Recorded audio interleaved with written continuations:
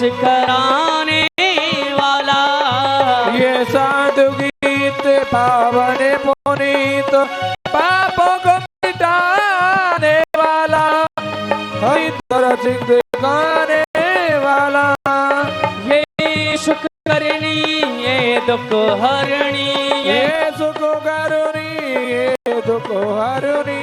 श्री मधुसूदन की आरती, पापियों को पाप से है तारती। श्री भागवत भगवान की है आरती, पापियों को पाप से है तारती। यह मधुर बोल जग पंथ को सत्य मार्ग बताने वाला, बिगड़ी को बनाने वाला, ये मधुर बोल जगे पंथ कोल सत्य मार्ग बताने वाला, बिगड़ी को बनाने वाला। श्री राम यही घनश्याम यही श्री राम यही घनश्याम यही, प्रभु के महिमा की आरती, पापियों को पाप से है तारती। श्री भागवत भगवान की है आरती, पापियों को पाप से तारती। हे कर्पूरे गौरम करुणावतारम, संसार सारम भुजगेन्द्रहारम, सदा वसंतम हृदयालुविन्दे भवं भवानी प्रेतं नमामि। त्वमेव माता च पिता त्वमेव बन्धु च सखा त्वमेव वेदाधरणं त्वमेव सर्वं मम देवदेव। त्वमेव सर्वं मम देवदेव।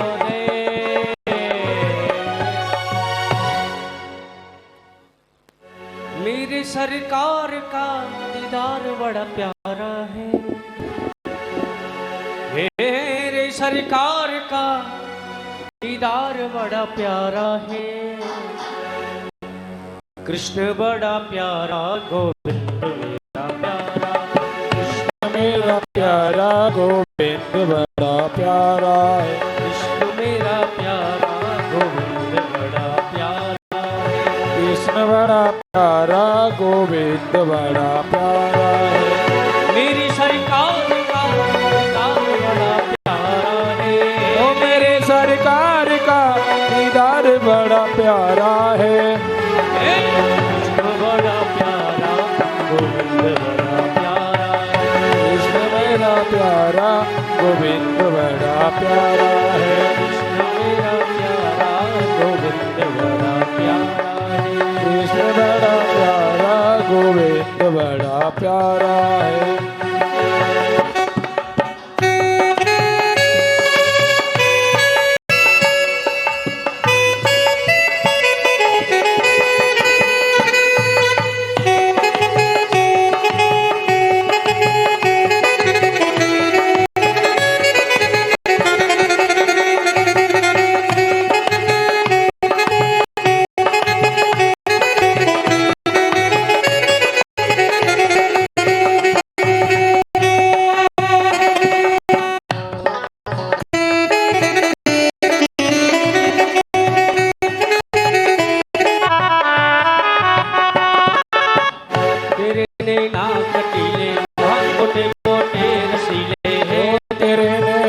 कटीले मोटे मोटे रसीले, दिल को छीन लिया तेरी प्यारी हंसी ने, ओ दिल को छीन लिया तेरी प्यारी हंसी ने। तेरे नैना कटीले मोटे मोटे रसीले, ओ तेरे नैना कटीले मोटे मोटे रसीले, दिल को छीन लिया तेरी प्यारी हंसी ने, ओ दिल को छीन लिया तेरी प्यारी हंसी ने। प्यारी अखियों में लगा कजरा बड़ा प्यारा है, प्यारी अखियों में लगा कजरा बड़ा प्यारा है। कृष्ण मेरा प्यारा गोविंद बड़ा प्यारा है, कृष्ण मेरा प्यारा गोविंद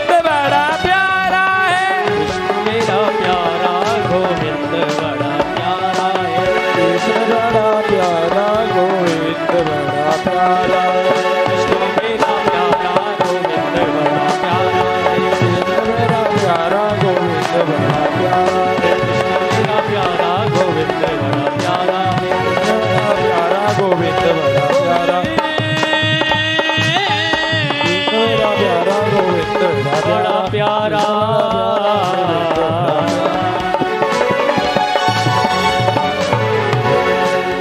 गोविंद भगवान की जय हो। बोल वृंदावन हरिलाल की जय हो। बोल वल्लमधारी भगवान की जय हो। दंत दक्षिणा आगे तेरे कंतर दंत लियो।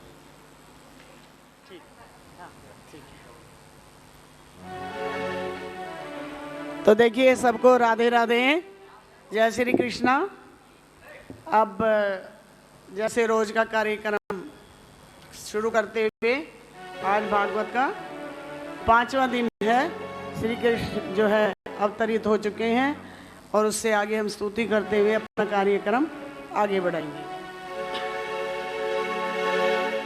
प्रथम गुरु को वंदना, फिर में मनाव गणेश, सुमिरा साता शारदा, मेरे कंठ करो परवेश। जय जय माँ, मेरी आन रखना मैया जी, मेरी शान रखना हो। मेरी आन रखना मैया जी, मेरी शान रखना हो। प्रथम गुरु को वंदना, फिर में मनाव गणेश। प्रथम गुरु को वंदना, फिर में मनाव गणेश। सुमिरा माता शारदा, मेरे कंठ करो परवेश। जय जय माँ, मेरी आन रखना मैया जी, मेरी शान रखना हो। आन रखना मैया जी, मेरी शान रखना। जय जय माँ, जय जय माँ, जय जय माँ, जय जय माँ, मेरी शान रखना भैया जी, मेरी शान रखना हो। आन रखना मैया जी, मेरी शान रखना।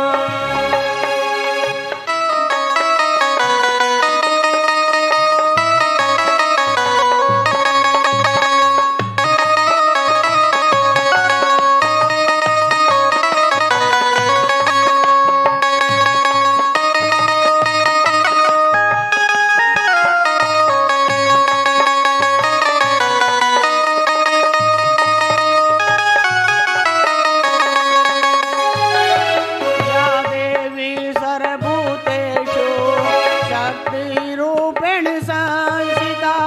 या देवी सर्वभूतेषु शक्तिरूपेण संस्थिता। नमस्तस्यै नमस्तस्यै नमस्तस्यै नमो नमः। मेरी आन रखना मैया जी, मेरी शान रखना हो। मेरी आन रखना भैया जी, मेरी शान रखना। जय जय माँ, जय जय माँ, जय जय माँ, जय जय माँ। जय जय माँ, जय जय माँ, जय जय माँ। मेरी आन रखना मैया जी, मेरी शान रखना हो। आन रखना मैया जी, मेरी शान रखना।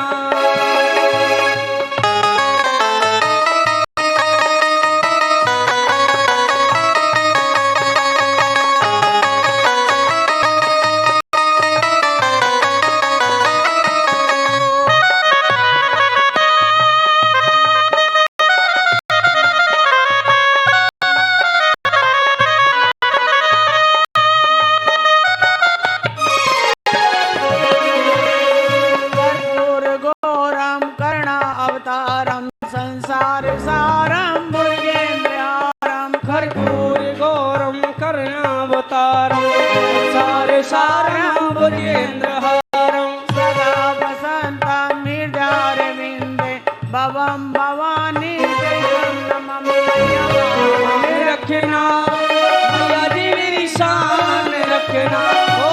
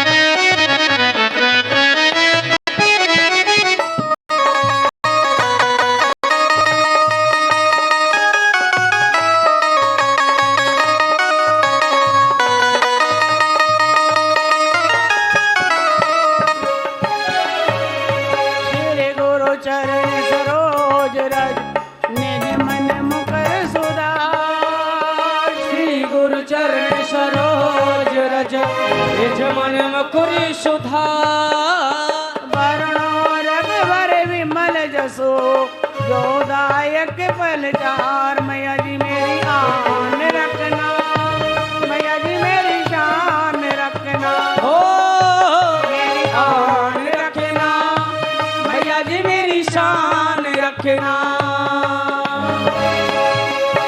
ओ जय जय माँ, जय जय माँ, जय जय माँ, जय जय माँ।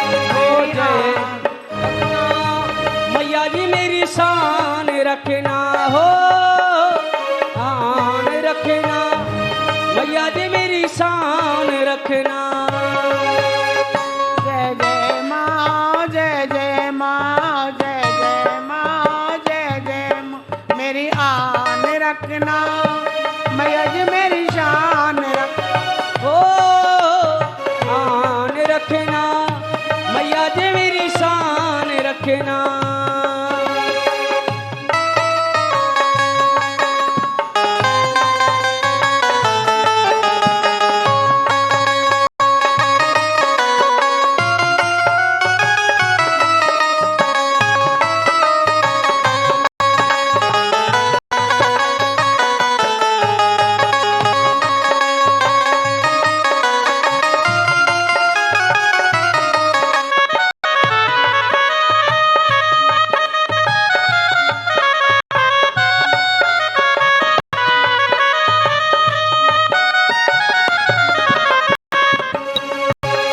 नमो नमो मात पिता जिनसे भयो शरीर। नमो नमो जय मात पिता जिनसे भयो शरीर।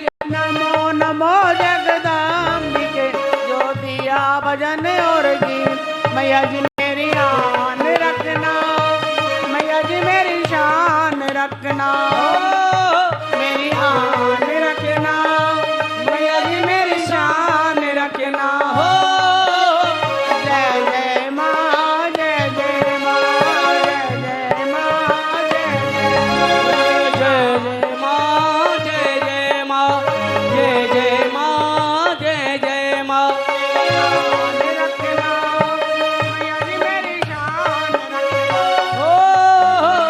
आन रखना, मैया जी मेरी शान रखना। हो आन रखना, मैया जी मेरी शान रखना। हो आन रखना, मैया जी मेरी शान रखना। बोले श्री कृष्ण भगवान की, जय हो, भागवत भगवान की, जय हो, बाबा तिरकट की। जय हो।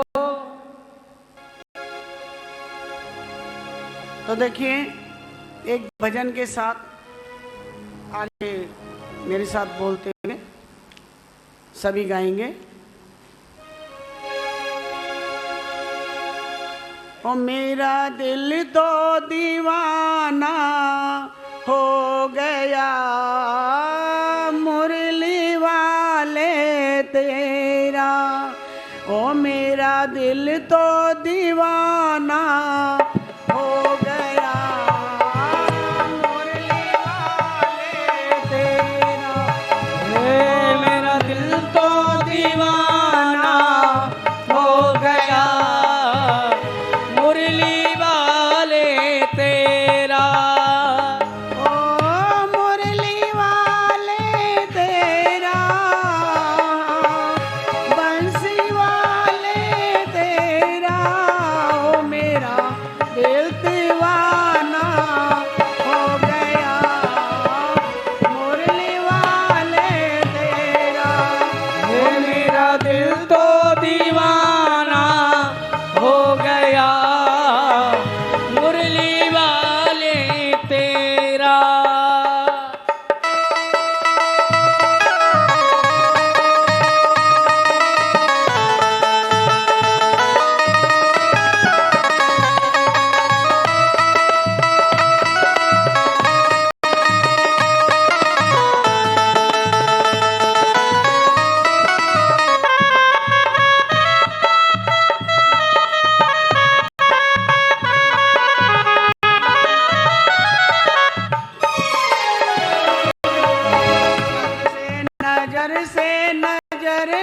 गई है, जब से नजर से नजर मिल गई है, उजड़े चमन की कली खिल गई है, उजड़े चमन की कली खिल गई है।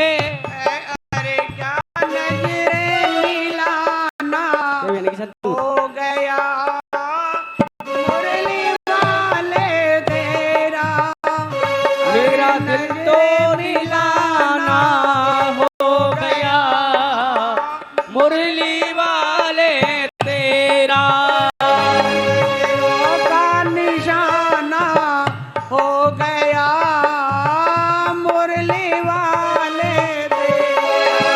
हे मेरा दिल तो दीवाना हो गया मुरली वाले तेरा।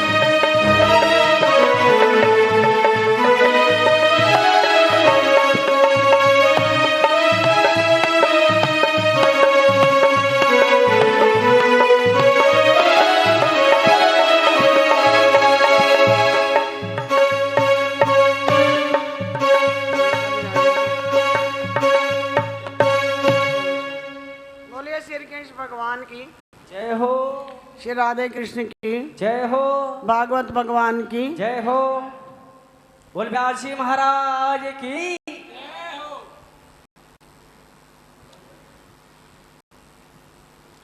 तो देखिए, कल हमने कहाँ तक सुनाया था? श्री कृष्ण जन्म तक कथा हो गई थी, और जो है वासुदेव जी उनको लेके आ चुके थे। और आगे क्या हुआ? क्या हुआ था? जब श्री कृष्ण का जन्म हुआ तो जो है योग माया जी वहाँ प्रकट हो गई, और उधर वासुदेव जी उनको गोकुल में ले आए श्री कृष्ण को। और योग माया जब उन्हें पता लगा कंस को कि योग उसका देवकी की जो कोई संतान पैदा हो चुकी है, तो उन्होंने जो है कन्या थी वो उनको लिया और पत्थर पे पटक दिया। और जब पर पत्थर पे पटक दिया तो उन्होंने क्या कहा कि तेरा मारने वाला काल पैदा हो चुका है वासुदेव के घर में, अब तू उसे देख कि वो कहाँ है। और उसे बड़ा आश्चर्य हुआ कंस को कि कौन ऐसा हुआ है जो कि ऐसा मेरा काल पैदा हो चुका है वासुदेव के घर, देवकी के घर में। तो वो क्या करते हैं वहाँ पे? क्या करते हैं? वासुदेव कहाँ पहुँचाते हैं उनको? नंद बाबा के घर पहुँचा देते हैं, यशोदा मैया के घर पे। रातों रात दोनों बच्चों की अदला बदली हो जाती है, और जहाँ यशोदा के घर जोग माया पैदा होती हैं तो उनको भी पता नहीं लगता है, वहाँ भी सब लोग, सब ब्रजवासी सो जाते हैं। रात में क्या हुआ, किसकी अदला बदली हुई, किसी को कुछ नहीं पता लगता है। तो देखिए, वैसे तो भजन हो चुका है, फिर भी एक भजन बड़ा अच्छा सा हम और बोलेंगे कि जब भगवान वहाँ लेके जाते हैं उनको, तो जो है वो क्या बोलते हैं?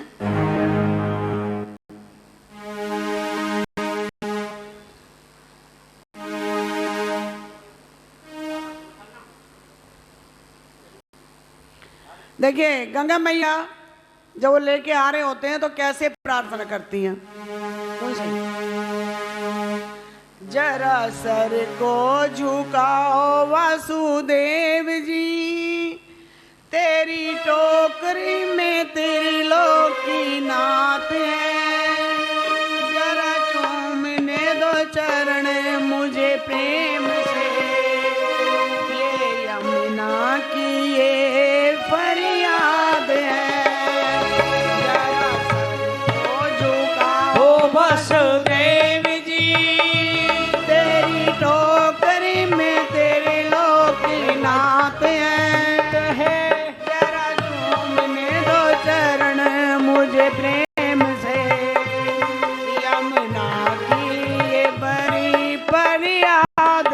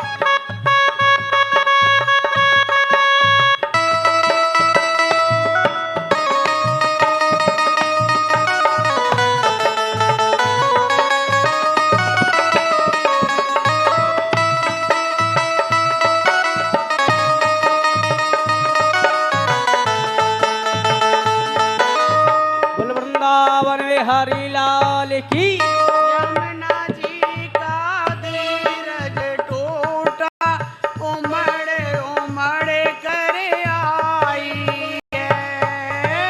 यमुना जी का धीरज टूटा, उमड़ उमड़ कर आई है।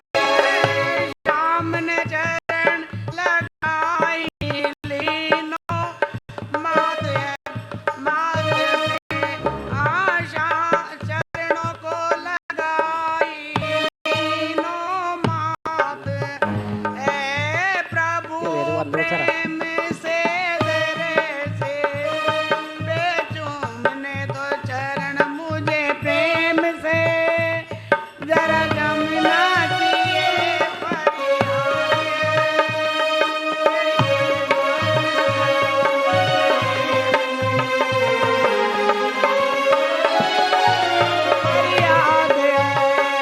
जरा सामने तो आवो चलिए, क्या बात को सुगाओ वासुदेव जी, तेरी टोकरी में तेरे लोकी नाथ हैं।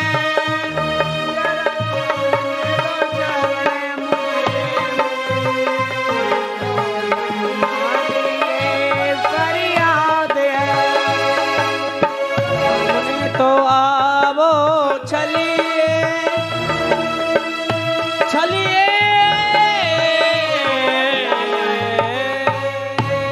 बोल वृंदावन बिहारी लाल की, सतगुरुदेव भगवान की, बांके बिहारी लाल की।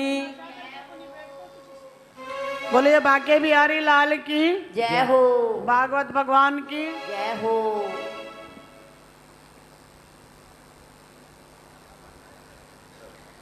तो देखिए, जब इस तरीके से यमुना जी ने उनका चरण छूने के लिए प्रार्थना की, अब भगवान जो है नंद बाबा के घर पहुंच चुके हैं।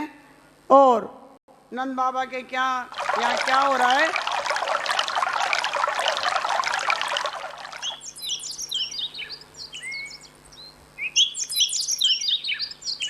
जब सुबह पता लगा सभी को कि नंद बाबा के यहाँ जो है संतान का जन्म हुआ है, तो वहाँ पे सभी लोग इकट्ठे हो गए और नंद बाबा को और मैया को सब बधाई देने पहुँच गए, यशोदा मैया को। अब नंद बाबा बहुत खुश हैं, और जब बच्चा पैदा हुआ है तो नेचुरल सी बात है कि सब खुशी तो मनाएंगे ही। और नंद बाबा ने एक उत्सव का आयोजन किया, सभी बधाई देने आ रहे हैं और सभी जो है उनको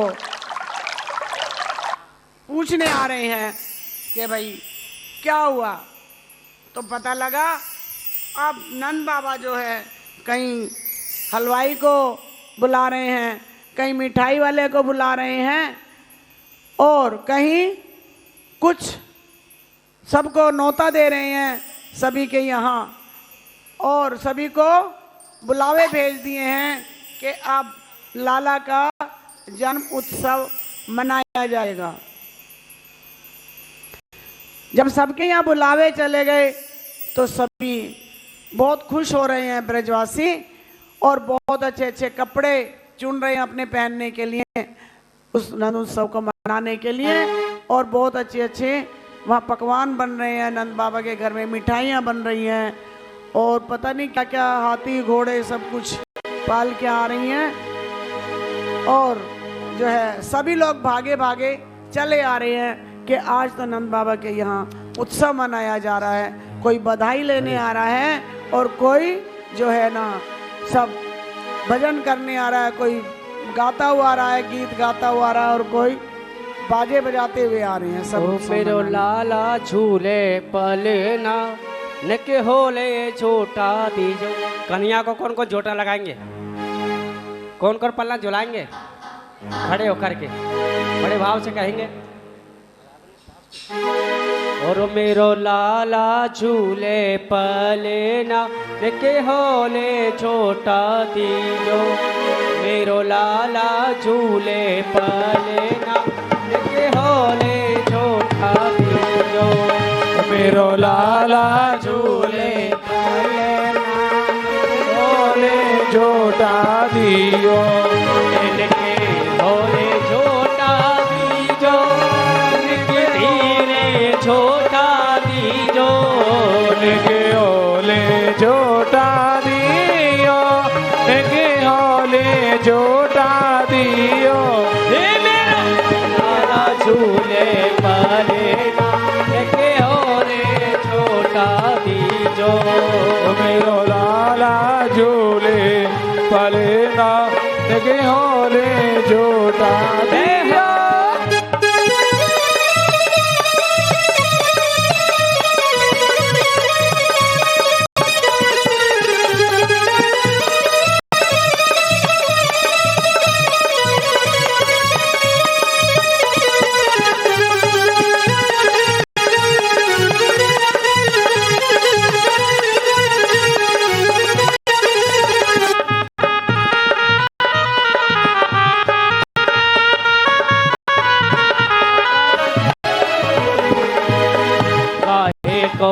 को बन्यो है पालना काहे को यको बनो है पालना काहे को यको बनो है पालना काहे को यको बनो है पालना और काहे के लागे मोदना के होले छोटा दीजो मेरो लाला झूले पलेना लेके होले छोटा दिया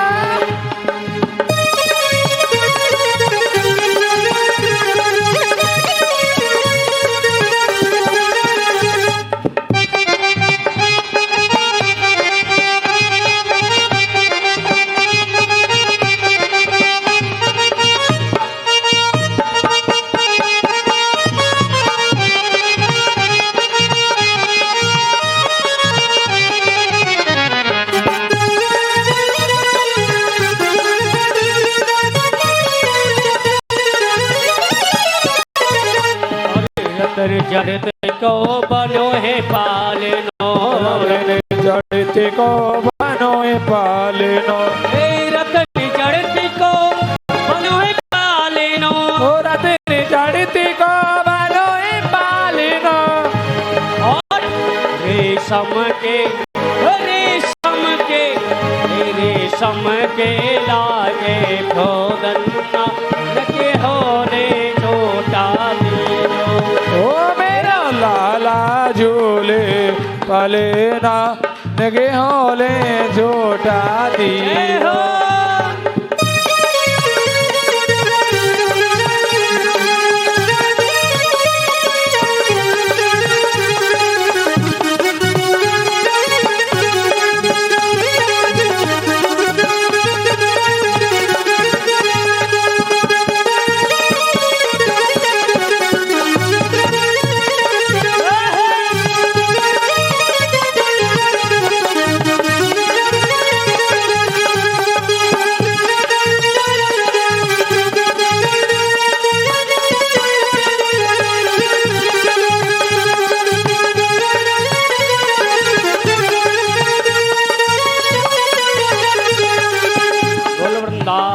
हरिलाल की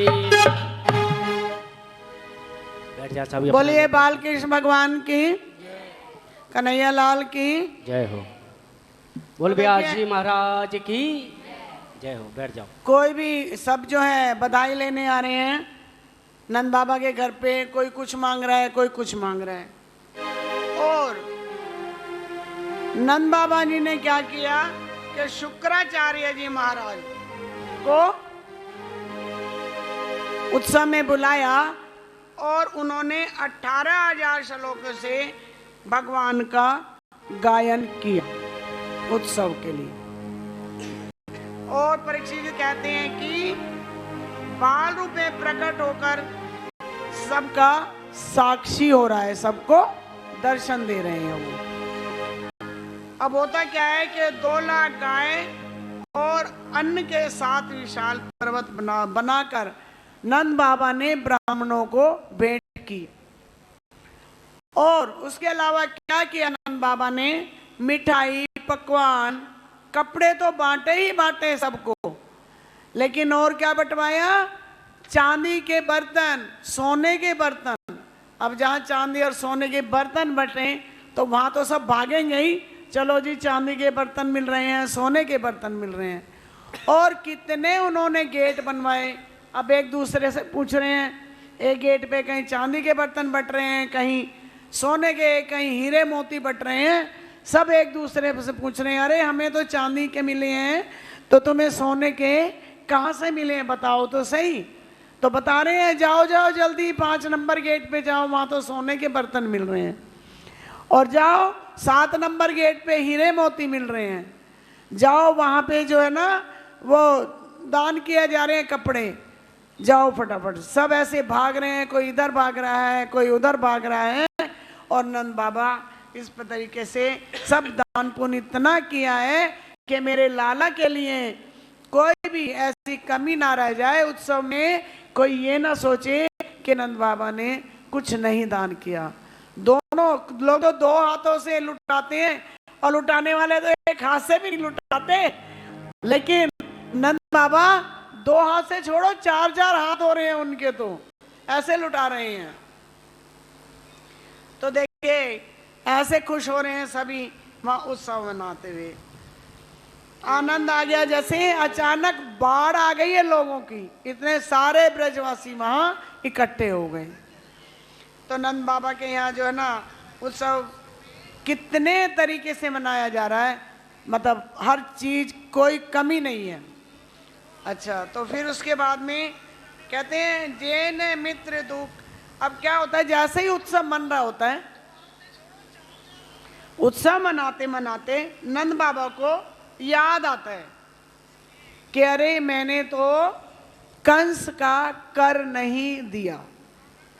पहले क्या होता था, अब तो इनकम टैक्स, प्रॉपर्टी टैक्स देते हैं ना सब, पानी का टैक्स, पानी का बिल समझ लो या टैक्स समझ लो, कुछ भी। अब तो बिल में भरा जाता है, आ जाता है बिल, आ गया जी इतना टैक्स तुम्हें भरना है, गवर्नमेंट को दिया जाता है। पहले राजा महाराजा सब होते थे तो सब ब्रजवासी किसको टैक्स देते थे? कंस को, क्योंकि कंस का ही सबके ऊपर वो था अधिकार पूरे राज्य पे। तो कंस को सब टैक्स भरते थे। अब क्या हुआ, नंद बाबा को याद आया, अरे मैं तो वहां जाऊं। नंद बाबा याद आते ही उनको टैक्स देने चले जाते हैं कंस को। और जैसे ही वासुदेव वहां पे देखते हैं कि अरे नंद बाबा क्या करने आए हैं, तो उनको कुछ भ्रम हो जाता है और वो नंद बाबा से पूछते हैं कि नंद तू क्या करने आ गया भाई यहाँ पे मेरे लाला को अकेला छोड़ के? क्योंकि कंस को तो नहीं पता था कि वो किसका क्या क्या इनका रिश्ता है, किसे कहाँ भेज दिया और कहाँ क्या हो गया। लेकिन उधर कंस को पता लगता है जैसे ही कि जो है कोई बच्चा जरूर पैदा हुआ है मेरे मारने वाला, क्योंकि योग माया ने भविष्यवाणी कर दी थी जब उसको मारा था उन्होंने। अब वो उधर कंस ढूंढ रहा है कि जितने भी रात को बच्चे पैदा हुए हैं उनको सबको मार दो। और जब मारने की वो प्लानिंग कर रहा था, वो सोच रहा था, आपस में बात कर रहा था औरों से कि भाई जितने भी बच्चे, तो वो वासुदेव ने सुन लिया था, उनके कानों में ये बात पड़ गई थी। तो इसलिए वासुदेव ने नंद को बुला के कहा कि भैया तुम यहाँ क्या करने आ गए, मुझे तो कुछ खतरा दिख रहा है तेरे वहाँ पे, और तुम जाओ और जो है मार्ग पे जाके उसको, मेरे बच्चे को देखो जाके, कान्हा को। अब जैसे ही वो सुनते हैं तो वहाँ से कंस को जो है ना कर दे के वो दौड़ पड़ते हैं वहाँ पे। लेकिन इतने में वो क्या करते हैं, कंस क्या करता है कि पूतना राक्षसी होती है, होती तो राक्षसी है पर होती बड़ी सुंदर, और सुडोल है। उसको भेजती हैं कि तुम जाओ और जाके जितने भी पैदा हुए बच्चे, तो सरकंस को पता लग जाता है कि हाँ कोई उत्सव नंद बाबा के यहाँ मनाया जा रहा है, और तुम वहां भी जाओ और जाके देखो कि कौन बच्चा किस बच्चे का उत्सव मनाया जा रहा है, और अगर जो भी वो बच्चा हो उसको भी मार देना। बोले अच्छा। अब उधर जो है पूतना बहुत अच्छा अपना वेश बदल के, सुंदर सी साड़ी पहन के, सुंदर खूबसूरत बन के नंद बाबा के घर में पहुंच जाती है, क्योंकि उत्सव मनाया जा रहा है इतना बढ़िया, और वो भी उत्सव में शामिल होती है। जब उत्सव में शामिल हो रही होती है तो जो है यशोदा मैया सामने मिलती है और यशोदा मैया से पूछती है, अरे यशोदा मैया बधाई हो, उसको बधाई दे रही है। अब यशोदा मैया देखती हैं कि बहन तू कौन है, मैंने तो तुझे नहीं पहचाना। बोले अरे ले यशोदा मैया, आज तेरे 90 साल में लल्ला हो गया तो तू मुझे पहचान ही ना रही है। बोले नहीं मैंने तो नहीं पहचाना। बोले ले मैं तेरी दूर की चचेरी बहन हूँ। अब यशोदा मैया सोच रही है बुढ़ी हो गई हूँ, आना जाना होता नहीं है, हो सकता है मेरी बहन ही होगी, लाला की खुशी सुन के आ गई है, तो चलो अच्छा बहन मैंने अभी पहचाना नहीं तुझे, और थोड़ा अभी मैं काम में जो है ना बिजी हूँ, जब थोड़े फुर्सत में बैठेंगे तो तेरे से बात करूँगी। बातों में उसे लगा लेती हैं और पूछती हैं जरा अपने लल्ला को तो दिखा दे मुझे। तो कहती है देख लल्ला को अभी अभी मैं दूध पिला के सुला के आई हूँ और वहाँ पालने में सो रहा है। अब जैसे ही यशोदा मैया जब बता देती है तो सीधी पलने पे चली जाती है, पालने में देखती है और देखती है तो उसमें लाला सो रहे हैं। जैसे ही लाला की नज़र पड़ती है और लाला तो पहचान जाते हैं कि लो आ गई, और सोचते हैं अभी तो मैंने जन्म लिया है और मेरे दुश्मन पहले हो गए, और ना मैंने माखन का टेस्ट चखा ना मैंने दूध का, और ये मारने वाली ले पहले ही आ गई। वो तो पहचान जाते हैं अंतर्यामी है प्रभु परमेश्वर। जैसे ही आगे बढ़ती है और बढ़ती है तो लल्ला को गोदी में उठा लेती है। जब लल्ला को गोदी में उठा लेती है क्या करती है, कंस ने कहा था अपने स्तन पे जहर लगा के जाना और उसको मार के आना। अपने स्तन पे जब जहर लगा के चली जाती है और जैसे ही लल्ला को गोदी में उठा के उसको पिलाने लगती है, और लल्ला क्या करता है कि उसके स्तन को इतने जोर से पीता है, इतना पीता है खींच के कि जो है ना उसके प्राण पखेड़ू बोले नंदलाला की। बहुत विनती करती है कि लल्ला मुझे छोड़ दे, मुझे छोड़ दे, अरे मेरे बहुत दर्द होता है। लेकिन लल्ला तो किसके सुनने वाले थे, उनको तो पता था कि जो है क्या हो मुझे करना है इनके साथ, और ये क्या करने आई है मेरे साथ, मुझे मारने आई है। और 100 बार बधाई लोगों, लाखों बार बधाई। कहाँ बधाई हो रही है, किसके यहाँ हो रही है? नंद बाबा के यहाँ। तो कौन कौन बधाई मनाएंगे? बड़े भाव से खड़े होकर कहेंगे, हे नंदी झुके आंगन में बज रही आज बधाई, नंदी झुके आंगन में बज रही आज बधाई। और 100 बार बधाई लोगो, 100 बार बधाई लोगो, 100 बार बधाई लोगो, 100 बार बधाई लोगो, लाखों बार बधाई।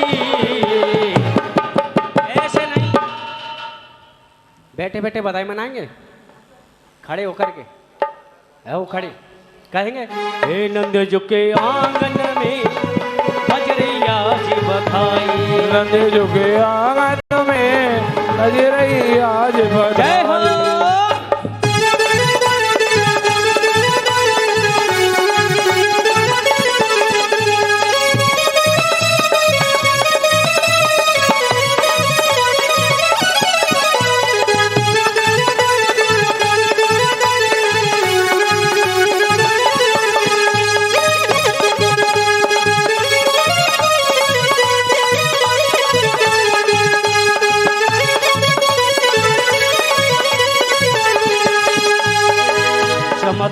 सा हो गया लोगों, हो गई बात निराली। चमत्कार सा हो गया लोगों, हो गई बात निराली। रात रात में नंद बाबा के, ओ रात रात में नंद बाबा की गाड़ी हो गई खाली।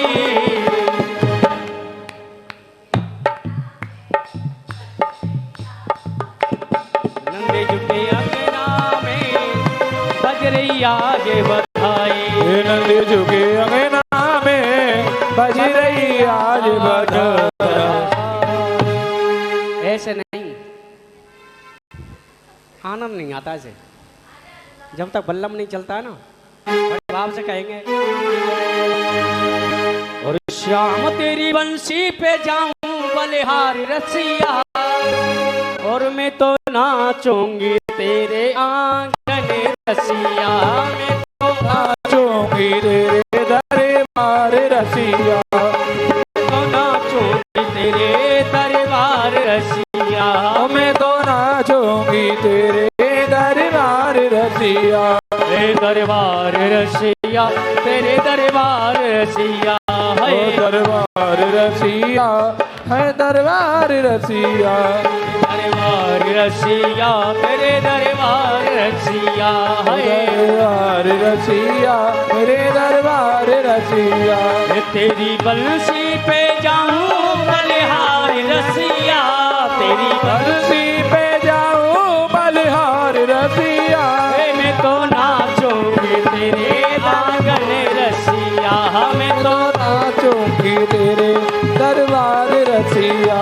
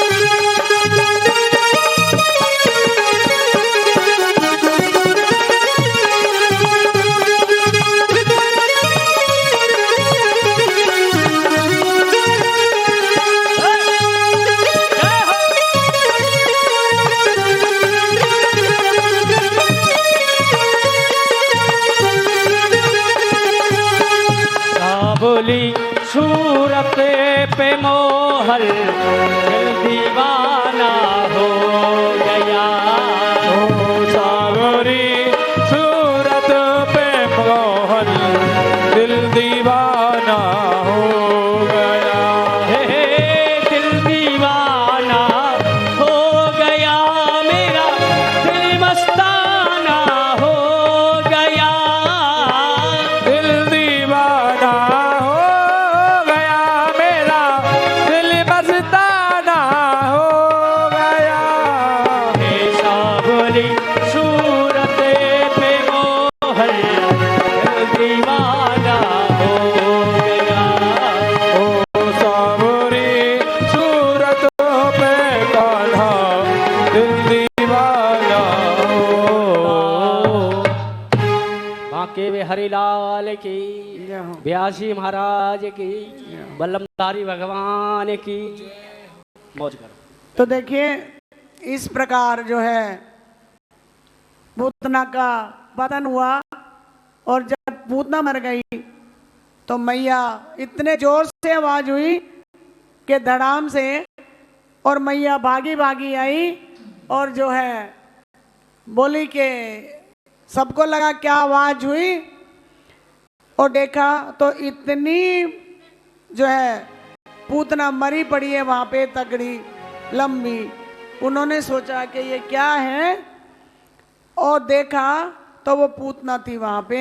अब मैया डर गई और कह रही है मेरे लल्ला को तो इसने कुछ नहीं कर दिया। भागी भागी लल्ला को पालने में से उठाती है, उसको गले लगाती है और कहती है कि इसने मेरे लल्ला को छुआ ना हो तो उसका जो है तो भगवान तो देखिए जय हो। इस तरीके से पूतना मर गई। और जितने भी वो पेड़ वेड़ टूट गए थे ना, इतनी वो पूतना जो है ना स्ट्रॉन्ग थी, सब उसने उनमें दाह संस्कार कर दिया उसका और उसको समाप्त कर दिया। भगवान ने उसका कल्याण किया।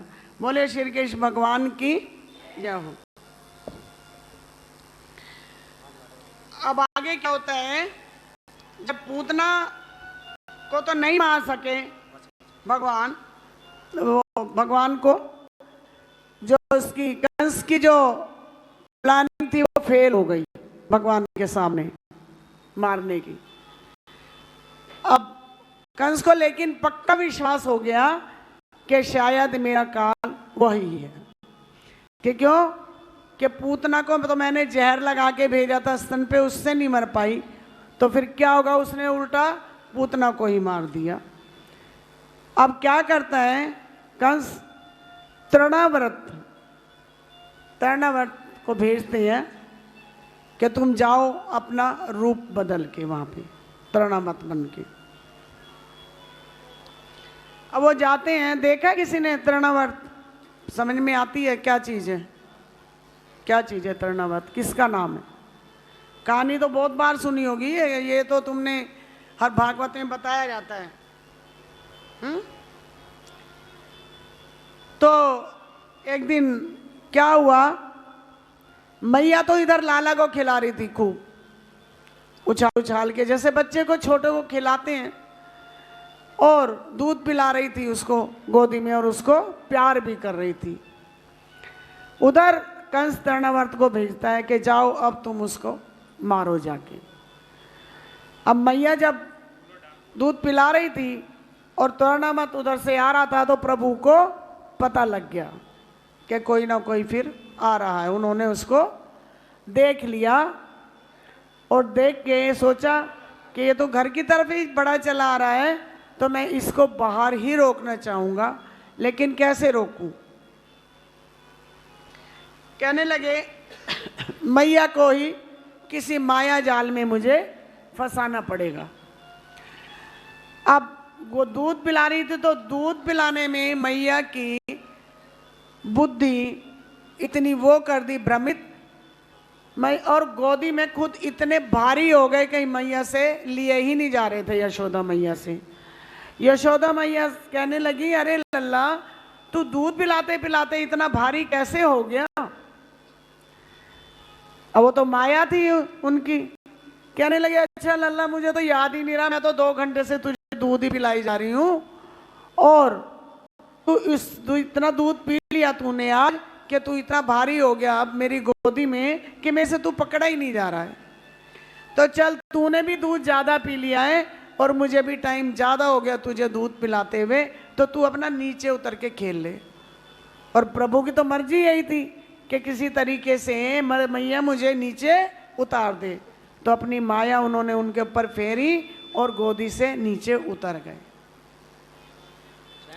देखिए क्या होता है तृणावर्त, जो कई बारी हम देखते थे जहाँ राजस्थान में या कहीं जंगल में चले जाओ ना, तो एक धूल उड़ती है बड़े उससे गोल चक्कर काटते हुए, और बिल्कुल इतना गोल बन जाता है वो कि अगर उसके बीच में कोई आ जाए ना तो कोई बच नहीं सकता फिर उससे। तो अब वो उधर बढ़ा आ रहा है और भगवान जो है ना समझ गए और बाहर की तरफ चलते जा रहे हैं रिड़कते हुए। अब बाहर चले गए तो तृणावर्त ने उनको अपने बीच में ले लिया।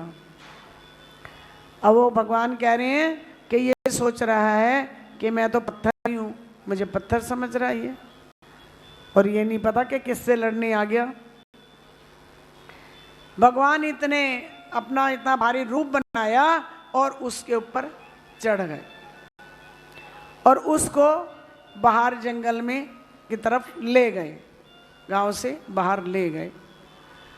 अब इतने भारी होते चले गए, इतने भारी होते चले गए, इतना भार उनके ऊपर लगा दिया कि वो बेचारा उसको असली रूप में अपने आना पड़ा और धड़ से गिर पड़े धड़ाम से। असली रूप में आके उन्होंने जो है ओम नमो भगवते वासुदेवाय बोला, ओम नमो नारायणा बोला और बोले प्रभु मुझे क्षमा कर दीजिए, माफ़ी मांगी, क्योंकि उनको तो पता था कि मैं किस रीजन से यहाँ पे आया हूँ, किस कारण से यहाँ पे आया हूँ। और उन्होंने, भगवान ने उनको जो है स्वर्ग से धार दिया, उनका भी उद्धार कर दिया। अब मैया फिर आई, मैया ने कहा भाई मेरा लाला कहाँ गया, कहाँ गया, कहाँ गया। अब देखने लगी और कहने लगी कि पता नहीं, जब से मेरा लाला पैदा हुआ है तब से कोई ना कोई कुछ ना कुछ हो ही रहा है। और मैया को असली बात तो पता ही नहीं लग रही थी कि क्या है और क्या नहीं है। बोली अच्छा कई किसी की नज़र लग गई लगती है मेरे लाला को, तो मैं ऐसा करती हूँ इसकी नज़र उतारती हूँ। हर माँ को होता है, कोई अड़ोसन पड़ोसन भी मिल के चली जाए नॉर्मल आके, तो कहते हैं अरे पड़ोसन मिलने आई थी, आज तो मेरा लाला बहुत रो रहा है, भाई इसको नून राई कर दो, इसकी नज़र उतार दो, एक पानी लोटा ही कर दो। तो सभी करते हैं ना, ऐसे ही मैया भी सोच रही है। लेकिन मैया के टाइम में क्या था वहाँ पे यशोदा के टाइम में कि वो कह रही थी नहीं आज तो मैं गोबर से इसकी नज़र उतारूंगी। उन्होंने लाला को पूरा गोबर से नहलाया धुलाया और उसकी नज़र उतारी, पता नहीं कैसे कैसे कितने तरीकों से। बोले अब मेरा लाला कोई नज़र नहीं लगेगी, कोई नहीं आएगा कुछ करने। हो सकता है मेरे लाला का उत्सव मनाया गया, कोई ऐसा आ गया हो जिसकी नज़र लग गई हो, इसने कुछ ना कुछ हो ही रहा है अब। तो इस प्रकार से तृणावर्त का उद्धार किया भगवान ने, पूतना का किया और तृणावर्त का। अब जो है वो थोड़े से बड़े हो गए हैं, बड़े होने लगे, प्रभु भी थोड़ा थोड़ा जैसे चलने लग गए, बड़े होने लग गए और खेलने लगे। थोड़े से बड़े हुए तो नंद बाबा ने सोचा, 1 साल के हो चुके थे, कि भाई अब तो मेरा लाला बड़ा हो गया, अब इसका कुछ नाम रखवाया जाए, क्या नाम रखना चाहिए। अब 1 वर्ष हो गया पूरा और उन्होंने क्या किया कि कुल पुरोहित गर्गाचार्य जी उधर चले गए थे वासुदेव के पास। गर्गाचार्य जी जो है गर्गा वहाँ चले थे वासुदेव के पास, क्योंकि वो तो थे ही उनके। उनको किसने भेजा? वासुदेव जी ने, कि तुम जाओ और मेरा जो है बेटा 1 वर्ष का हो गया है और तुम चुपचाप जाके उनको बोलो नंद बाबा को कि इनका अब नामकरण संस्कार कराएं। जब नामकरण संस्कार की बातें हुई, इस बच्चे को सीधा बैठा दो, पैर करके इधर लेटा हुआ, सीधा बैठाओ उसको। तो जो है कहने लगे कि उधर से वो उनका कहना मान के आ गए वहाँ पे गोकुल में, और नंद बाबा के घर पहुँचे। और जैसे ही नंद बाबा के घर पहुँचे तो उन्होंने उनका बहुत आव भगत किया। बोले आइए महाराज, कैसे आना हुआ? बोले मैं तुम्हारा नामकरण, बच्चे का नामकरण संस्कार करने आया हूँ, मुझे वासुदेव जी ने भेजा है। बोले अच्छा ठीक है। बोले गर्गाचार्य से प्रेरित होकर गोकुल में जैसे ही नंद भवन पहुँचे तो गर्गाचार्य जी का बड़ा भव्य स्वागत किया गया और उनका विधिवत पूजन करके, जैसे ब्राह्मण एक घर पे आता है आवभगत होती है, वैसे बैठाया गया। नंद बाबा बोले महाराज आपके आशीर्वाद से मेरे घर में 2 छोरे हुए हैं। देखिए मैंने बताया था कि अदला बदली हुई थी आपस में बच्चों की, तो उसी समय 2 बच्चों का क्या 3 बच्चों का जन्म हुआ था। योग माया तो खैर योग माया थी, उनका तो कोई वो नहीं है, लेकिन 2 बच्चे पैदा हुए थे। और जैसे ही वो बोले कि नंद बाबा बोले महाराज आपके आशीर्वाद से मेरे घर में 2 छोरे हुए हैं, नेक उनके ग्रह तो बतलाओ और उनके नाम तो बतलाओ। कहता है बाबा बोले कि नाम क्या रखा है, कौन सी राशि है, वो मैं बता तो दूंगा, लेकिन जो है मेरी बात ध्यान से सुन लो। बोले क्या? बोले कि क्योंकि नंद बाबा के भाई हम यदुवंशियों के आचार्य हैं। यदुवंशियों के किनके आचार्य थे? यदुवंशियों के। कौन थे यदुवंशी? कंस, उनके आचार्य हैं। और अगर मैं किसी को पता लग गया, मैं चुपचाप आया हूं, और अगर किसी को पता लग गया, कंस को पता लग गया कि मैं तुम्हारे यहाँ बच्चे का नामकरण संस्कार करने आया हूं और उनके यहाँ तुम्हारे ग्रह बताने आया हूं, तो ऐसा है कि वो तो मुझे मार देगा। तो इसलिए ऐसी जगह इनका नामकरण संस्कार करूंगा कि जहां किसी को पता ना लगे। उन्होंने कहा ठीक है, ऐसी जगह करो, लेकिन ऐसी जगह कौन सी जगह हो सकती है कि कहीं किसी को पता ना लगे? तो कहने लगे कि ऐसी जगह एक ही हो सकती है, गोपनीय, जो कि गौशाला। तो हम गौशाला में चलते हैं और बच्चों को तुम वहीं ले आओ और हम वहीं नामकरण संस्कार इनका करेंगे। और वो बच्चों को वहीं बुलवा लिया। अब बच्चों को जब बुलवा लिया तो कहने लगी वो सिद्ध बाबा आए हैं और अपने छोरा को श्रृंगार करके जो है ना ले आओ। आपस में बातें करने लगी बहना, ये बाबा तो जो है ना, चलो आज देखते हैं कि कुछ इसकी परीक्षा ली जाए। मेरे लाला तू ले ले और तेरा लाला मैं ले लूं। दोनों ने बदल लिए आपस में और जो है ना दोनों माताएं ने अदला बदली कर ली। माताओं ने गर्गाचार्य जी को प्रणाम किया और बाबा ने नेत्र खोलकर सामने, रोहिणी कौन थी? रोहिणी और यशोदा मैया। जब रोहिणी और यशोदा मैया बच्चों को मतलब एक दूसरे से अदला बदली करके बैठ गई तो उसकी परीक्षा लेने लगी और गर्गाचार्य जी ने सोचने लगे उनके नाम के लिए कि इनका नाम क्या रखा जाए। बाबा एक दृष्टि में ही पहचान गए, लेकिन ये तो साक्षात निर्गुण निराकार निरी निर्वेश और निरापुदिक साकार बना मेरे मुख उपस्थित हुआ है। उनको पता लग गया कि ये जो बच्चे हैं ये साधारण बच्चे नहीं हैं और उनको समझ आ गई कि ये किसका रूप है। बाबा की तो आनंद की समाधि लग गई, उनमें आंखें खुली की खुली रह गई। ध्यान ध्यान तीनों एक हो गए और मैया तो प्रणाम करके सामने बैठ गई। मैया बैठी बैठी सोच रही हैं, महाराज जी आंखें फाड़कर उनको उनके रूप को देख रहे हैं, श्री कृष्ण के रूप को। बाबा तो अमन की, वो दोनों कह रही हैं कि देखो बाबा की समाधि हमारे बच्चों को देख के ऐसी लग गई है, ये तो अब कुछ बोल ही नहीं रहे हैं, बता ही नहीं रहे हैं। अब कहने लगी जरा बाबा को हिला के बाबा तुम कहाँ खो गए?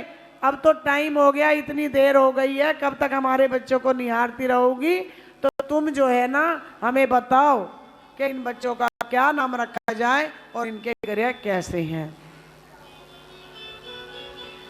तो बाबा कहने लगे कि क्या कलंक लगवाने को मैं ही तुम्हें मिला हूं? अच्छे भले बैठे बैठे ये बाबा हो गए, बेचारी हाथ पकड़कर हिलाती हैं। सावधान होकर बाबा मुस्कुरा कर बोले, हाँ मैया मैंने तेरे छोरे का नाम सोच लिया।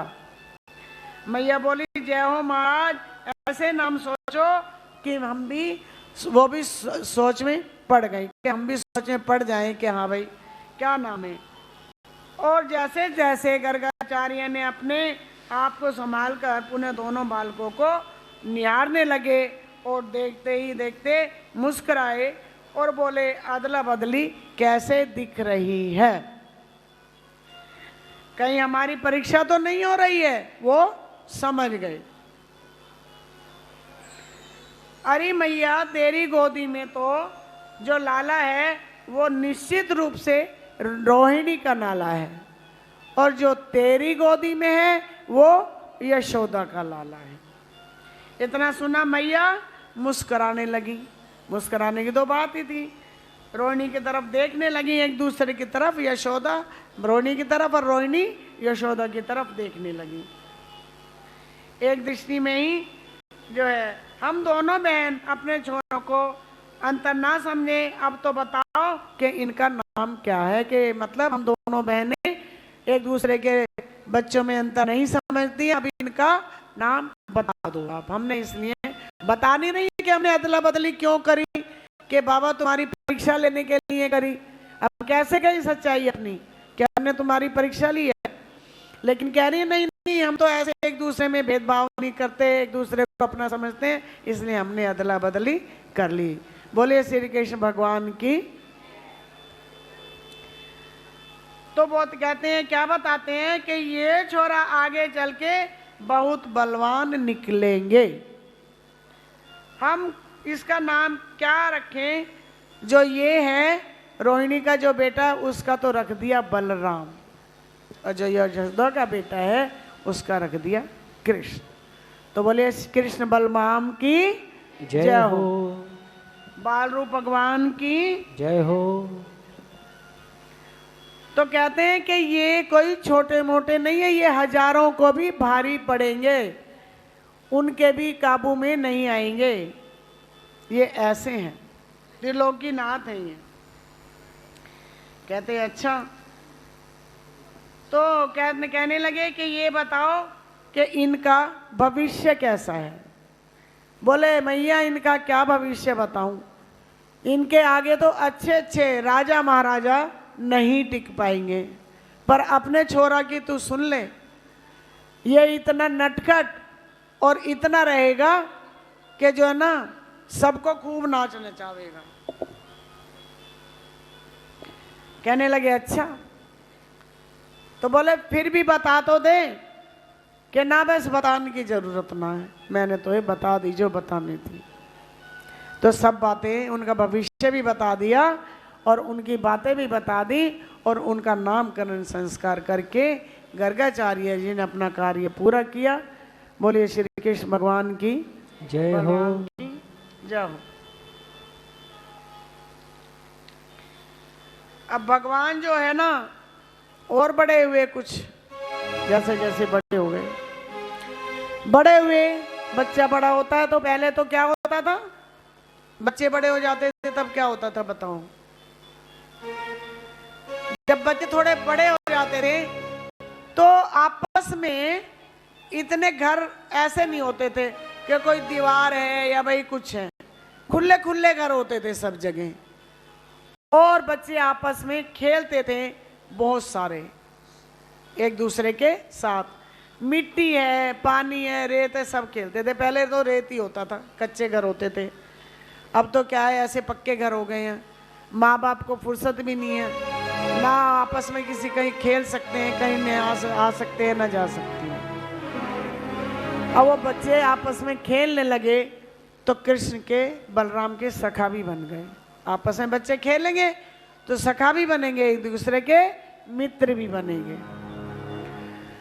सब मित्र बन गए आपस में, उनकी उम्र के बच्चे चाहे और उम्र के बच्चे तो छोड़ो, उनमें इतना आकर्षण कृष्ण में कि बड़े बड़े भी जो है ना सब उनके पास खेलने आने लगे।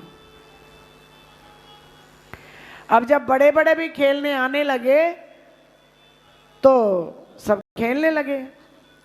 अब एक दिन कृष्ण ने कहा चलो भाई सब मिलके खेलते हैं। सभी सखाओं को ले लिया, सभी अपने मित्रों को ले लिया और खेलने कहाँ चल गए?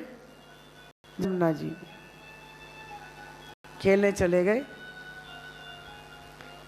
खेलते खेलते सोचा कि अभी मक्खन और मिश्री और ये तो बहुत खाया है, अब ऐसा करता हूं कभी मैंने ब्रज रज नहीं खाई है, तो आज इसका स्वाद सकते हैं हम। सबसे पूछते हैं अरे तूने खाई? तूने खाई? सब बलराम तूने खाई कि ना मैंने तो नहीं खाई, ये कोई मिट्टी खाने की चीज है? बोले अरे तुम्हें ना पता, जितना माखन मिश्री में स्वाद है इससे ज्यादा स्वाद इसमें है। बोले अच्छा। बोले चल, काना तूने खाई, मोहन तूने खाई, जो भी उनके नाम है, काले पीले तूने खाई, ऐसे ही नाम होते थे पहले माँ बाप। लाला तूने खाई? बोले भैया हम ना खाएं। कि नहीं, नहीं खाओगे? कि ना, कि थोड़ी थोड़ी तो चख लो। कि ना। बोले अच्छा तो ठीक है, तो मैं तो खा रहा हूं भाई। अब ऐसे ऐसे गोले बनाए और खाए।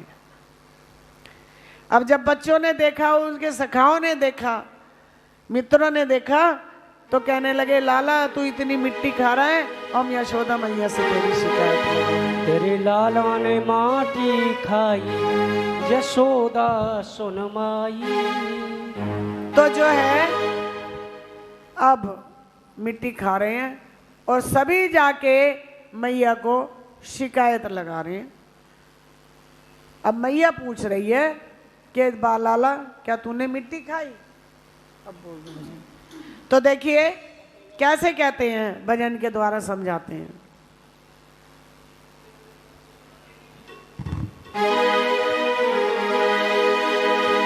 तेरे लाला ने माटी खाई, यशोदा सुन माई। अच्छा एक बात बताओ, ब्रज भाषा किसके समझ में आती है? सबके आती है? तो गाएंगे बड़े भाव से। तेरे लाला ने माटी खाई, यशोदा सुन माई। तेरे लाला ने माटी खाई, यशोदा सुन माई। सुन माई, हाय सुन माई, सुन माई, हाय सुन माई। तेरे लाला ने माटी खाई, यशोदा सुन माई। तेरे लाला ने माटी खाई, यशोदा सुन माई। जय हो।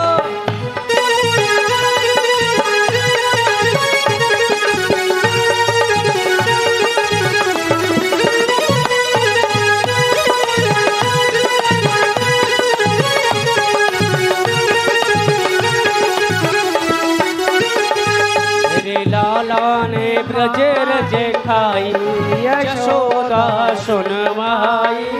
और क्यों लाला तने खाई है माटी, क्यों लाला तने खाई है माटी।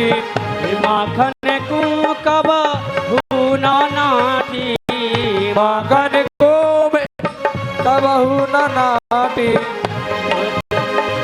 और माखन को कबहू न नाटी, माखन को कबहू न नाटी। गटके गटके गटे खाई, यशोदा सुन माई। तेरे लाला ने माटी खाई, यशोदा सुन माई।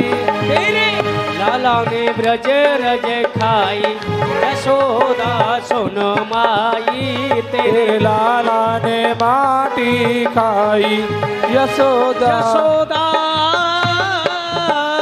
सुन माई। बोल माखन चोर भगवान की, वृंदावन बिहारी लाल की जय हो। तो देखिए सब मित्र और सखा तो शिकायत लगा रहे हैं कि मैया तेरे लाला ने माटी खाई है। अब जब शिकायत लेके पहुंच जाते हैं तो लल्ला भी साथ में ही होता है। और जब मैया पूछती है उनसे कि लल्ला ये सब तेरी शिकायत क्यों कर रहे हैं, क्या तूने माटी खाई? तेरे घर में क्या माखन मिश्री की कमी है या दूध की कमी है जो तूने ये जो है ना माटी खाई? अब मुंह में माटी भरी है और वो मैया पूछ रही है। तो मैया पूछ रही है लाला मुझे बता दे तूने माटी खाई? बड़े प्यार से, और मुंह में खोल नहीं रहे हैं और कह रहे हैं लल्ला जब तूने माटी नहीं खाई तो ये तेरे सखा क्यों शिकायत लगा रहे हैं? बता दे लल्ला। माँ पूछ रही है, फिर कह रही है लल्ला अच्छा साची साची बता दे, चल मैं तो ये कुछ ना कहूंगी, तू साची साची बता दे। तब भी कह रहे हैं। अब भगवान को तो पता है। अच्छा अगर मैया ने यूं कह दी गलती से कि ला मुंह खोल के दिखा दे, और मैंने खोल दिया मुंह मैया के सामने, तो मैया तो मेरी घबरा जाएगी।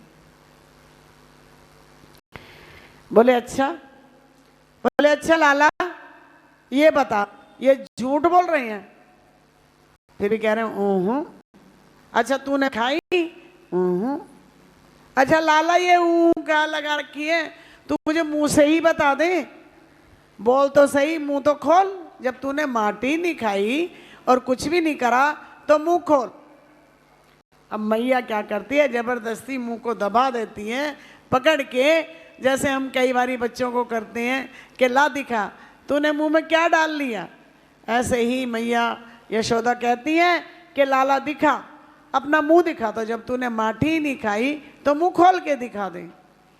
अब मैया जबरदस्ती मुंह खोल के जो है ना कान्हा का देखना चाहती हैं, और कृष्ण खोल देते हैं तो उनके तो मुंह में जो है ना पूरा ब्रह्मांड दिखाई दे जाता है। बोले श्री कृष्ण भगवान की। अब जैसे ही ब्रह्मांड दिखाई देता है पूरा, कहीं चांद सितारे और कहीं जो है ना तारे, अब मैया तो घबरा जाती हैं और घबरा के बेहोश होके गिर जाती हैं कि ये क्या है, ये मेरा तो छोटा सा लल्ला है और इसके मुंह में है क्या ये। मैया घबरा के गिर पड़ती है बेहोश होके। राम राम। तो अब लाला बड़ा घबरा जाता है, अरे मेरी मैया तो बेहोश हो गई, घबरा गई, अब मैं क्या करूं।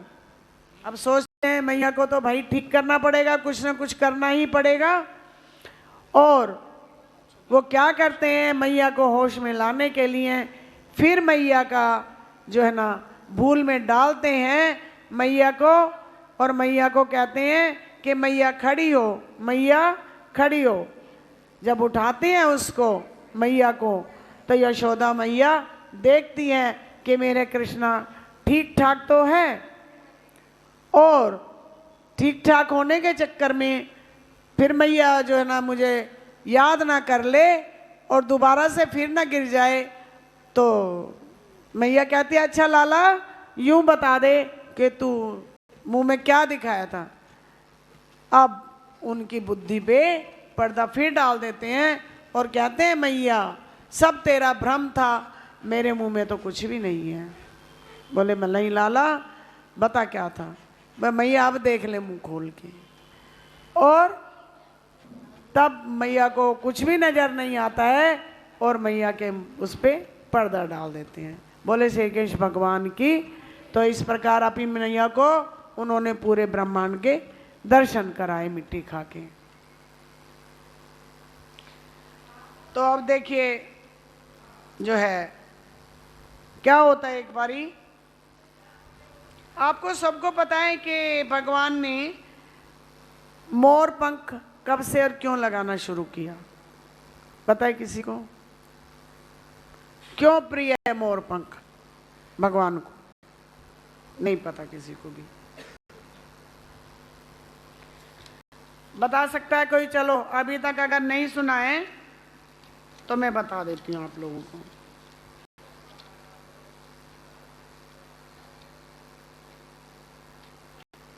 देखो एक बार क्या होता है, समदर्शी मोई कह सब हो, सेवक प्रिय अनन गति सो।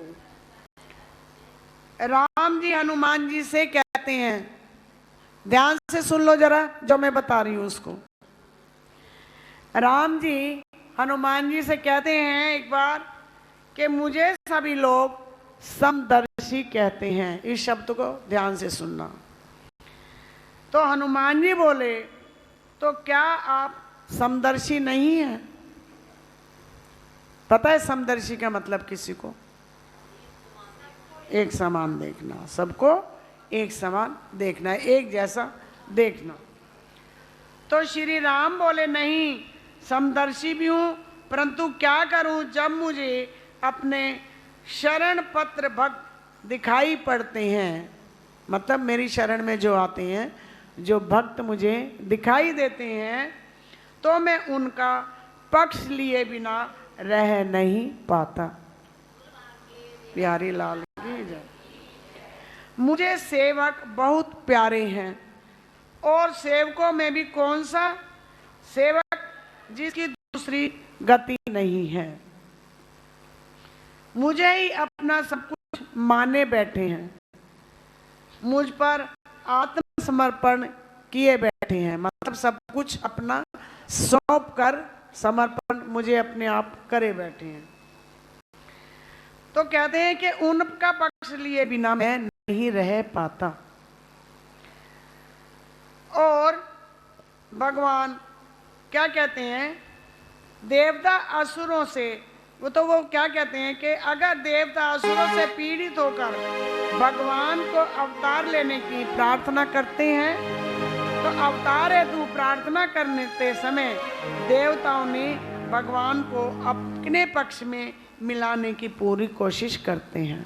जब देवताओं और असुरों की कोई चीज आपस में होती है और असुर कब्जा कर लें या देवताओं को दुखी करें, तो असुर जो है ना, असुर भी तो प्रार्थना करते हैं ना कि भाई हमारा पक्ष ले ले, लेकिन भगवान हमेशा किसका पक्ष लेते हैं?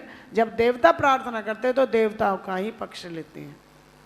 असुरों का क्या करते हैं? उनका तो विनाश करते हैं, उनका कल्याण करते हैं।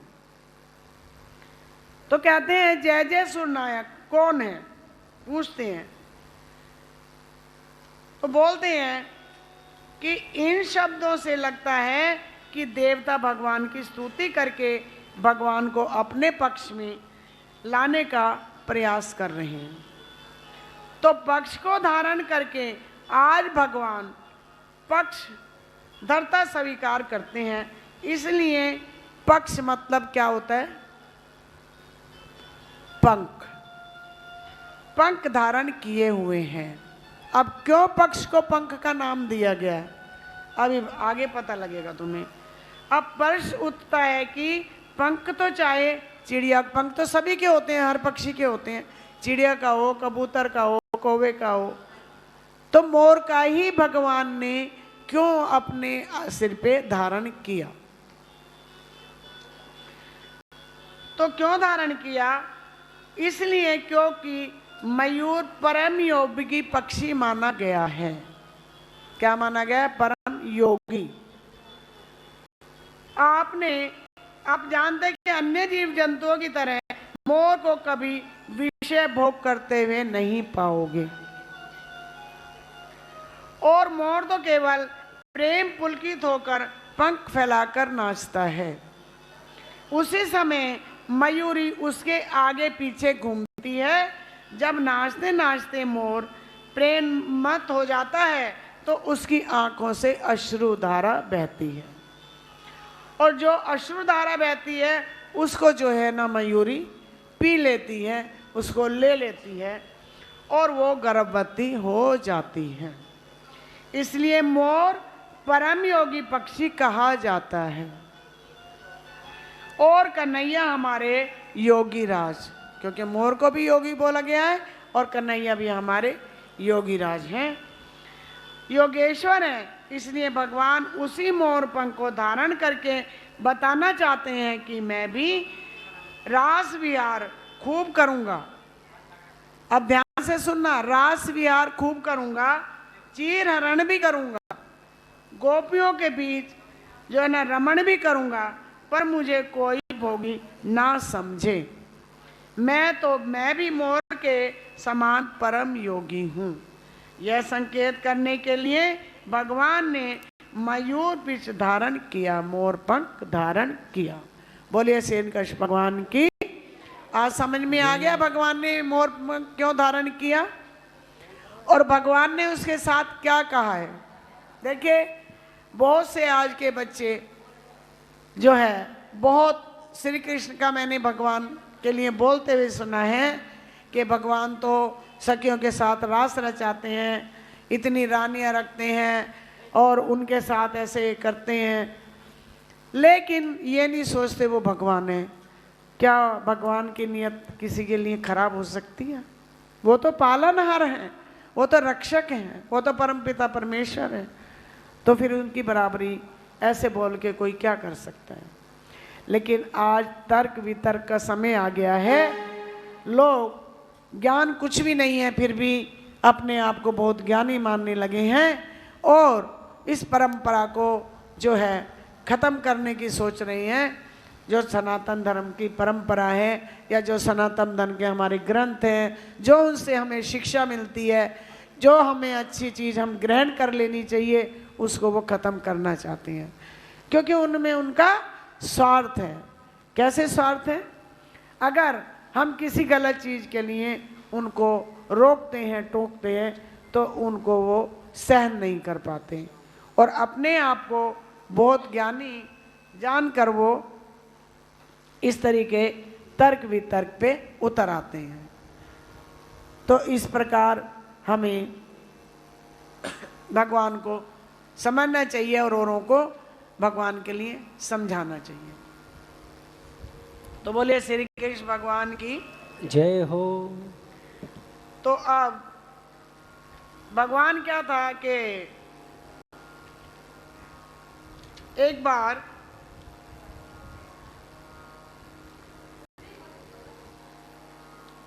क्या कहते हैं भगवान, जो प्राणी जैसे कर्म करे वैसे कर्म अनुसार परमात्मा जो है ना उसको फल देते हैं।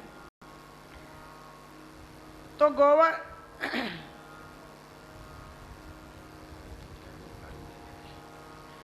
तो कहते हैं कि गोपियां सब प्रकार से एक बार ये ऋतु जैसे बदलती है ना, बारिश, बरसात, गर्मी, सर्दी, और जब बरसात होती है तो बरसात में क्या होता है, पानी बहुत हर जगह गंदा ही हो जाता है, मटमैला हो जाता है। लेकिन उसके बाद जैसे जैसे अब मौसम बदलेगा और ऋतु बदलेगी, उसमें पानी साफ सुथरा होना शुरू हो जाता है। और उसमें जो है ना, पहले तो सब गंगा यमुना ही है वहाँ पे, सब गंगा यमुना में ही स्नान करते थे ब्रजवासी। जमुना है वहाँ पे तो जमुना में ही स्नान करते थे और गंगा जी भी बहुत जाते हैं नहाने लोग जैसे। तो अब क्या हुआ, मौसम बहुत सुहावना हो गया और पानी का वो गंदगी दूर हो चुकी थी और सभी गोपियाँ जो है ना कह रही थी कि भाई हम स्नान करते हैं, स्नान करने चलते हैं। अब तो पानी बहुत शुद्ध और साफ हो गया है। गोपियाँ सब प्रकार से वेणु की बड़ी महिमा गा रही हैं। आगे की कथा वर्णन करते हुए सुखदेव जी कहते हैं, परीक्षित, शरद के बाद, शरद ऋतु के बाद क्या आती है, हेमंत ऋतु। और हेमंत ऋतु के प्रथम मास अर्थात मार्गशीर्ष में गोपियों ने ब्रह्म मुहूर्त में जाकर कात्यायनी माँ की पूजा प्रारंभ कर दी, शुरू कर दी। ब्रज की छोटी छोटी कन्याएं मिलकर सुबह 4 बजे यमुना जी में नहाने आ जाती हैं और नहा धोकर कात्यायनी माँ की पूजा करके मंत्र जाप करती हैं। कैसे करती है, कात्यायनी महामाये महायोगेश्वरी नंद गोप सुतम देवी पति में कुरुते नमः। इस मंत्र से उनकी पूजा करती हैं। इस मंत्र के द्वारा माँ कात्यायनी से बारंबार प्रार्थना कर रही हैं और श्री कृष्ण हमें पति रूप में प्राप्त हों। पर इतने में क्योंकि 4 बजे यमुना जी में नहाती थी, इसलिए सभी वस्त्र त्याग कर निर्वस्त्र होकर नहाती थी। सोचती थी अंधेरा है, कौन देखेगा या कौन आएगा, तो वो इस प्रकार नहाती थी यमुना जी में। भगवान को लगा कि ये अनुचित हो रहा है, उचित नहीं है। निर्वस्त्र होकर किसी नदी जलाशय में स्नान नहीं करना चाहिए क्योंकि देवता वरुण का अनादर होता है। क्योंकि हम जल को क्या मानते हैं, जल में किसका निवास है, वरुण देवता का। तो जब वरुण को हम देवता मानते हैं और उसमें निर्वस्त्र होकर नहाएंगे तो किसका अपमान हो रहा है? वरुण देवता का। और हमें ऐसे नहाना भी नहीं चाहिए। कहीं भी किसी नदी पे, कहीं भी कि तालाब पे, कहीं भी अगर तुम नहा रहे हो तो वहां पे ऐसे नहीं नहाना होना चाहिए कभी भी। अब एक दिन भगवान गोपियों के पीछे पीछे चले गए। भगवान ने कहा ये ठीक नहीं है, और जो ही वस्त्र त्याग करके गोपियां जमुना जी में प्रविष्ट हुई, सबके वस्त्र लेकर कदम पर चढ़ गए। नहाने के बाद जब कपड़े देखे तो सब गायब। अरे अब जब पानी से बाहर निकली तो कह रही हैं, अरे हमारे वस्त्र कौन ले गया, हमारे कपड़े कौन ले गया, सभी गोपियां। तो ऊपर झांकने लगी, वृक्ष पर देखा तो वानर तो कोई नहीं दिखाई दिया, लेकिन वानरधीश बैठे हुए हैं। कौन बैठे हुए? श्री कृष्ण, उनके कपड़े लेके। गोपियां सब समझ गई और हाथ जोड़कर पुकार उठी, श्याम सुंदर ते दास्य करवाम तवोदितम देहि वाससम धर्मज्ञनो चेद राजे ब्रुवामहे। कहती है, हे घनश्याम, हे प्रभु, हम सब आपकी दासी हैं। आप इतने बड़े धर्मात्मा हो फिर भी ऐसा व्यवहार करते हैं। हमारे वस्त्र वापस कर दो। ज्यादा तंग करोगे तो बाबा से शिकायत करते हैं। अब भगवान क्या बोले, एक तरफ हमारी दासी बन रही हो और फिर दूसरी ओर बाबा को शिकायत करने की मुझे धोस दे रही हो। तुम्हें राजा से शिकायत करनी है तो जाओ, बाबा से जाके शिकायत कर दूं। तो फिर वो क्या कहती हैं कि अच्छा कन्हैया, हम बाबा से नहीं बोलेंगे, लेकिन हमें हमारे वस्त्र लौटा दो। तो भगवान बोले, स्वयं आकर ले लो। गोपियों ने कहा कि इस अवस्था में स्वयं आकर वस्त्र कैसे ले ले, हम तो निर्वस्त्र हैं। तो भगवान ने कहा, क्यों, क्या हो गया, जैसे गई थी वैसे आ जाओ। गोपियों ने कहा कि उस समय आप नहीं थे, जब आप अब खड़े हो, हम बाहर कैसे निकले। भगवान बोले, यही तुम्हारा भ्रम है। तो पहले था मैं अब भी वही हूं। अरे जब तुम निर्वस्त्र होकर इसमें नहा रही थी जमुना जी में, और भगवान तो सर्वत्र साक्षात हर जगह है, पत्ते पत्ते में समाया है, तो मैं तो तब भी था, और तुम अब हो तो अब भी हूं। तो तुम आ जाओ, अपने कपड़े ले लो और इनको पहन लो। तो कहती हैं, बस लौटा कर भगवान गोपियों से बोले, हम तुम्हारी आराधना हेतु जानते हैं, चिंता न करना, आगामी शरद पूर्णिमा में तुम्हारे समस्त हेतु अवश्य जो कार्य हैं वो सब पूर्ण हो जाएंगे। बोले श्री कृष्ण भगवान की जय हो। और इसका नाम चीरहरण है। क्या बोला जाता है? चीरहरण। कपड़ों को हरण कर लेना, चुरा लेना।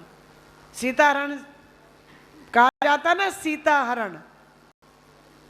सीता को तो इसी उससे संबोधित किया गया ना रामायण में, सीताहरण। तो ऐसे ही वो हो गया चीरहरण। चीर का मतलब कपड़े और हरण का मतलब हरण। जीव आत्मा और परमात्मा के बीच में जो माया का आवरण है, क्या है? पर्दा है। तो जब तक वे आचरण स्वरूप चीर उतरेगा नहीं, तब तक चीर भगवान के वास्तविक स्वरूप का बोध नहीं होगा। जब तक हमारी आत्मा से पर्दा हम हटाएंगे नहीं, तो परमात्मा का हमें बोध नहीं होगा। बोले श्री कृष्ण भगवान की, भागवत भगवान की, बिरकट बाबा की जय हो। कंतरण। तो इस प्रकार भगवान ने उनको ये शिक्षा दी, श्री कृष्ण भगवान ने। तो देखिए, एक भजन के साथ आगे बढ़ेंगे।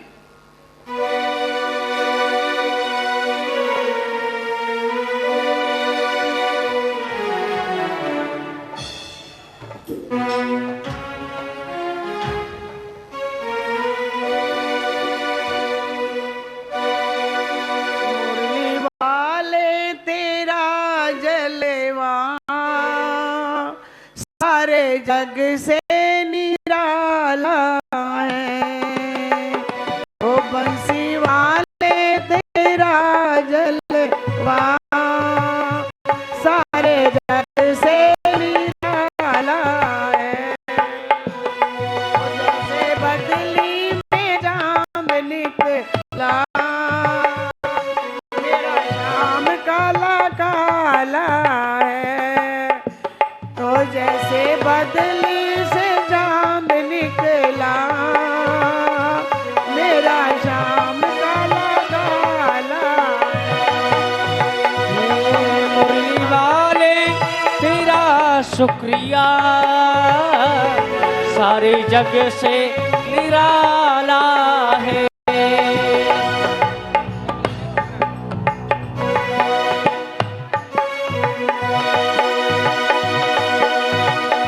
हे मुरली वाले तेरा शुक्रिया, सारे जग से निराला